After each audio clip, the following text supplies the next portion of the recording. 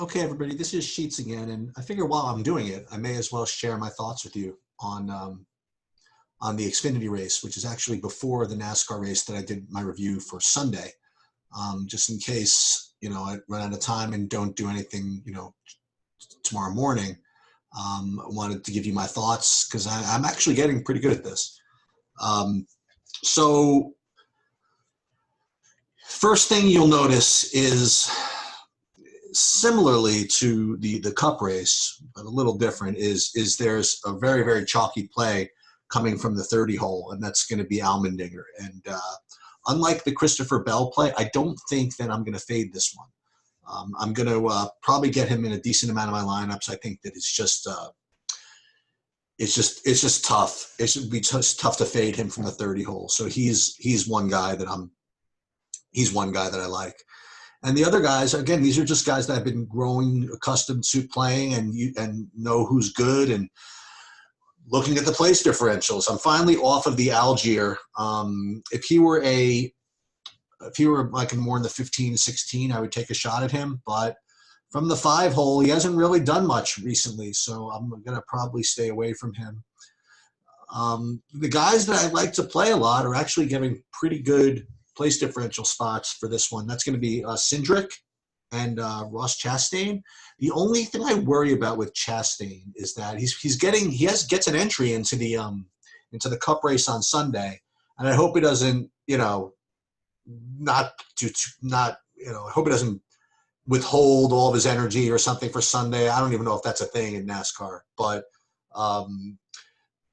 Chastain is racing on Sunday as well. But I think these are two of the better drivers, Cindric and Chastain, and these are probably the guys that I'll have in most of my lineups.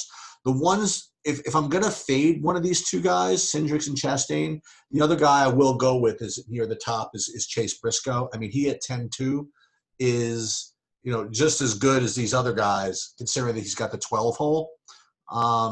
So again, I'm going to look at some ownerships as we kind of get a little bit closer. But for now, Cindric and Chastain are making my main lineup, and Briscoe will be next. And what you'll notice is I didn't really play any of the dominators, meaning that I didn't play anybody that is going to finish starting in 1, 2, 3, and 4, just because I didn't really like them too much. Like, if I was going to do one, so Jones is okay, Brandon Jones, maybe Michael Annett, maybe he won't be that highly owned. And Sieg, I'm not going to play. Jeb Burton, I'm not going to play him either. So I just feel as though these top 4 positions, it's going to be really easy to overtake these guys. So I'm not too worried about where these guys are starting. The more I'm thinking about it, though, maybe Algier isn't the worst play in the world from the 5. Again, if you are going to try to get some dominator points, maybe Algier might be a decent idea. So I'm not going to completely get rid of him. You'll see the other guys that kind of listed in here. I always like to play a couple of guys from these mid-range. When I say mid-range, I don't mean price range, although it matters here too. But from that like 15 to 20 place differential, I think that sometimes those get a little bit ignored. And Brett Moffitt is a guy that I like at 7,700 coming out of the 16. I definitely like to play him. And the two guys that I put in this lineup, the kind of the value cheap punts or whatever it is, are Bailey Curry and Joe Graff Jr. And you can use other people instead of them. These happen to be my 2 favorites. But, last week we actually did really well with Vinnie Miller, who had a good week for us. So you could throw in some of him. Who else from the real low place differential spot here? Oh, maybe Matt Mills, maybe Tommy Joe Martins. I mean, all these guys have a shot. So I put down Curry and Graff, but I'm certainly going to play some Martins and some Matt Mills, and maybe go back to I was about to say Von Miller, but to Vinnie Miller. I'm not playing B.J. McLeod in the 15, not playing Earhart in the 18, not playing Buford, I might play some Timmy Hill, but he's 7,100. I don't know if I can do that. Maybe. I'll probably play a little bit of him.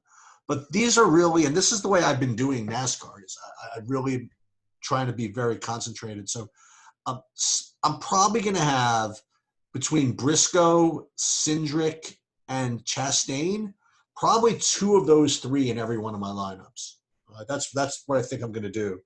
And what I'll probably do is fade Allmendinger in some of them and play all 3 of them. So I'll play Briscoe, Cindric, and Chastain. It opens up some salary where I can kind of move up a little bit. Like, for example, I mean, Herbst is fine also. But so if I did this, then maybe I could go a little bit better, get a little bit better driver here. Although I'm not too thrilled with any of these guys up here. Maybe it's not even worth it. Buford. Martins is fine. But you don't really gain that much. So I get to play Matt Mills instead. I mean, what does that really do for me? Play Miller and Mills. But again, like the differences between the 2 drivers, the 2 scrubs I just had in versus these 2 scrubs is not that big. But here I was able to get in, I put in Briscoe instead of Allmendinger. And again, this is just a different type of build. This is a build where you fade that very, very difficult to fade chalk. I mean, Allmendinger is one of the best drivers in the field with one of the best cars in the field, and he happens to be starting 30th. So it's very difficult to fade that. But if you were going to, I really want to make sure to have all 3 of these guys in there. And that's pretty much it. I mean, just full transparency, what I'm doing, I'm playing 22 lineups. And I'm going to, over the next, day or so, because it doesn't start until, 2 o'clock tomorrow, kind of fiddle around. And again, make sure, 2 out of 3 are going to have Cindric and Chastain. Probably 2 out of 3 is going to have Allmendinger, if you want to know the truth. And Briscoe is going to be the other one. And I kind of like this Moffitt. And, and maybe I'll sprinkle in some Algier, as I mentioned earlier.